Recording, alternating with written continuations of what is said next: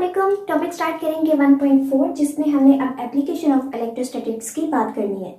Electrostatics से क्या मुराद है? इलेक्ट्रो मीन्स यानी कि चार्जेस की हम बात कर रहे हैं, स्टैटिक मतलब रुके हुए सर्किट। अब कहीं पर भी एक जैसे हम डब्बे की बात करें और उसमें नमक जमा किया हुआ हमने, तो वो बिल्कुल स्टैटिक है, हम उससे कोई काम नहीं ले रहे, ना वो किसी चीज़ पे गिराया जा रहा है, बल्कि वो जहाँ जा रखा हुआ था वो वहीं पे पड़ा हुआ है।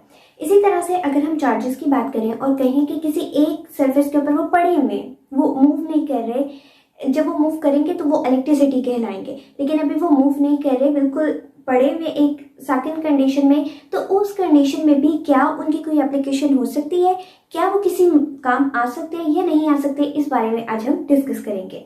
इस वीडियो में हम इसकी सबसे पहली एप्लीकेशन को डिस्कस करेंगे जो कि है हमारे पास जीरोग्राफी, और ये हमारी किस मकसद के लिए इस्तेमाल होती है, यानी कि फोटोकॉपियर मशीन में।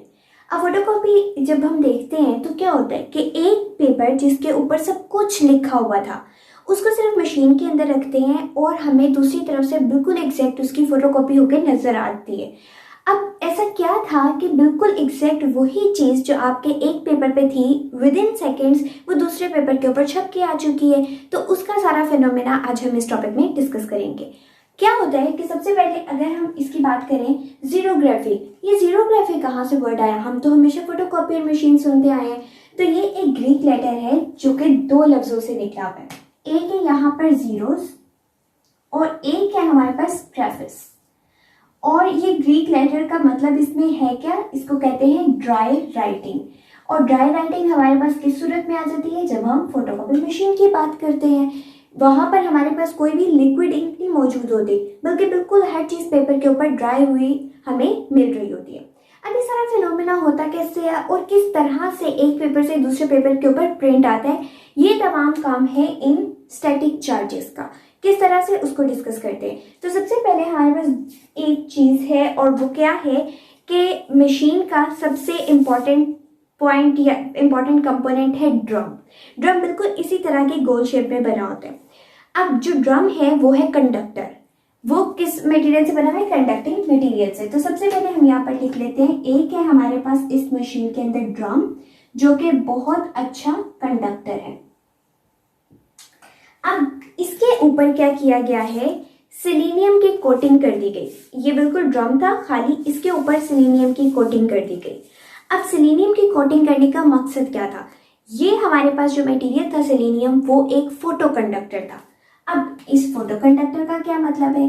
तो यहाँ पर हम पहले लिख लेते हैं सिलीनियम कोटिंग की गई है ड्रम के ऊपर, एंड ये क्या है हमारे पास? ये एक फोटो कंडक्टर है।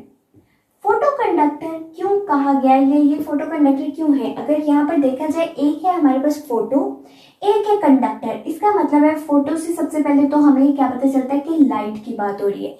दूसरी चीज कि ये तब कंडक्टर बनेगा, यानी कि ये अपने अंदर से चार्जेस को, इलेक्ट्रिसिटी को, लाइट को तब पास होने देगा जब ये लाइट के अंदर मौजूद होगा।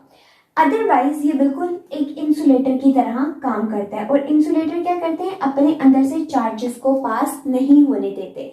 तो अब अगर हमें इसको कंडक्टर बनाना है तो क्या करना पड़ेगा? इसके ऊपर लाइट को फॉल करवाना पड़ेगा। तो इसके दो इंपॉर्टेंट कंपोनेंट तो मशीन के हमें सबसे पहले पता चल गई। एक है ड्रम, ड्रम के ऊपर सारी की सारी सिलीनियम की कोटिंग की गई है जो कि है एक फोटो कंडक्टर। अब इसके अलावा अभी हमने कहा कि यहाँ पर हमें क्या चाहिए? लाइट चाहिए। मशीन में लाइट कहाँ से आएगी? यानी कि कोई ना कोई सोर्स होगा। तो एक यहाँ पर लैंप होना चाहिए जो कि क्या प्रोड्यूस करेगा? लाइट सोर्स प्रोड्यूस करेगा।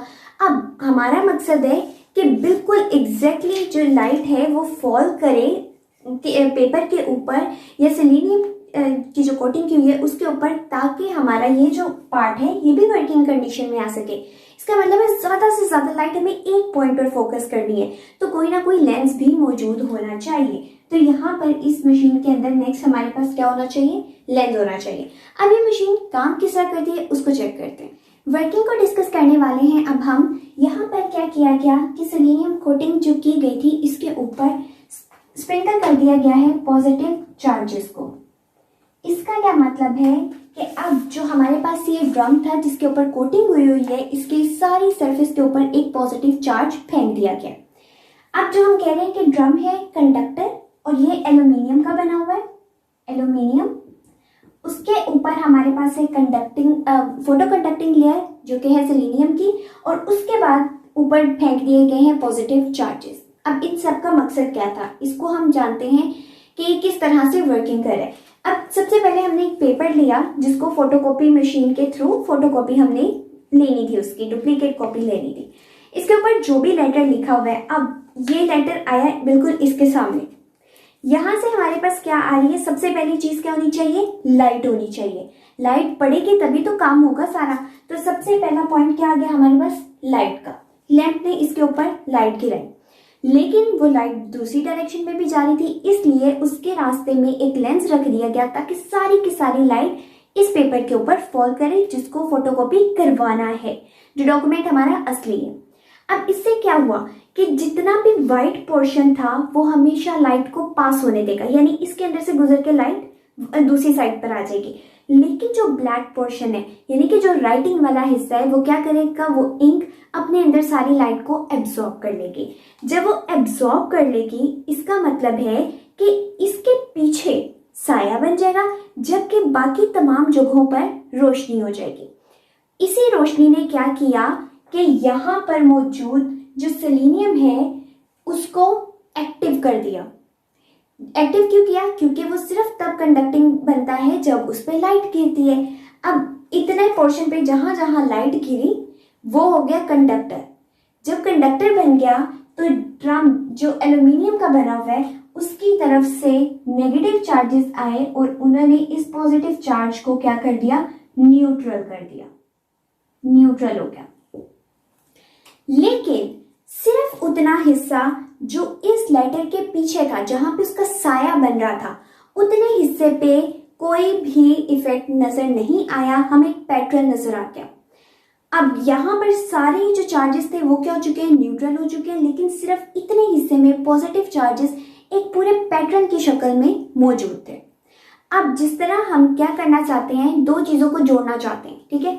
हम क्या करते हैं कि ये पेपर है, अगर इसके ऊपर ग्लू फेंकी, ग्लू उतने ही जगह पर हमने डाली जितनी हमें चाहिए थी, और हम लेट सपोज इसके ऊपर ग्लिटर गिरा देते हैं कि भाई ये कार्ड है, हमने इसकी डेकोरेशन करनी है, तो इतने से पोर्शन पे हमें ग्लिटर चाहिए, सिर्फ उतने से पोर्शन पे ग्लू गिरा के ग्लिटर डाल दिया, तो वो उसी शेप में जो ग्लिटर है वो हमें नजर आने लगेगा। सेम उसी तरह से बाकी तमाम पोर्शन पे सब कुछ न्यूट्रल हो गया, बिल्कुल एग्जैक्ट पैटर्न हमें एक ही जगह मिल रहा है और वहां पर चार्जेस मौजूद हैं। अब हम क्या करने वाले हैं, जो इंक है वो नेगेटिव चार्जेस की है, उस पूरी इंक के ऊपर नेगेटिव चार्जेस मौजूद हैं। तो वो क्या करेंगे, जब हम उसको फेंकेंगे इसके ऊपर, तो ये पॉजिटिव चार्ज थे, इंक के नेगेटिव चार्ज इस पैटर्न के ऊपर आके छप जाएंगे। तो इसका मतलब है कि ये जो हमें सिर्फ ए पैटर्न अब पॉजिटिव चार्जेस का नजर आ रहा था, इसके ऊपर ब्लैक कलर की इंक आके सारी फिल हो चुकी है इस तरह से, और ये हमारा पैटर्न अब हो गया विजिबल। तो सिंपल सा काम है, सबसे पहले लाइट आई, लाइट को लेंस की मदद से बिल्कुल फोकस में लाया गया। अब ये एक पेपर पे फॉल कर रही है जहां पर हमारी राइटिंग हुई है। जितने हिस्से में राइटिंग थी वो सारी की सारी लाइट एब्जॉर्ब कर लेगी, और लाइट एब्जॉर्ब होने की वजह से जो ड्रम के ऊपर मौजूद सेलेनियम और पॉजिटिव चार्ज हैं वहां पर सिर्फ एक पैटर्न बन जाएगा पॉजिटिव चार्जेस का। बाकी जगहों पर जहां पर लाइट गिरी थी वो सारा पोर्शन न्यूट्रल हो चुका है, वहां पे अब कुछ भी नहीं रहा। इसके अलावा अब जहां पे पैटर्न बन चुका था और वही पैटर्न हमें चाहिए, तो क्या करेंगे कि इंक को इसके ऊपर गिराया और वो इंक सिर्फ उतने पोर्शन में ही बिल्कुल स्टिक हो गई जहां जहां ये पॉजिटिव चार्ज मौजूद था। तो ये बिल्कुल एक पैटर्न हमें बनता हुआ नजर आ गया। अब नेक्स्ट क्या हुआ कि ये ऑल्दो के पॉजिटिव और नेगेटिव चार्जेस आपस में इतने ज्यादा अट्रैक्ट कर जाते हैं कि वो अलग नहीं होते, लेकिन फिर भी ज्यादा एहतियात के लिए क्या किया गया कि ऐसा ना हो कि बाद में उसको हल्का सा हाथ से रब करें तो वो पॉजिटिव चार्जेस अलग हो जाए, नेगेटिव अलग हो जाए, इंक ही उतर जाए। तो उसके लिए क्या किया जाता है कि हीटर रोलर्स होते हैं, हीटर रोलर्स, उनके अंदर से इस पेपर को गुजार दिया जाता है। तो वो क्या करते हैं कि वो बिल्कुल हीट देते हैं, और इतनी हीट देते हैं कि वो जो हमारे सारे इंक के पार्टिकल्स हैं वो बिल्कुल जज्ब हो जाएं उस पेपर के अंदर, बिल्कुल प्रिंट हो जाएं।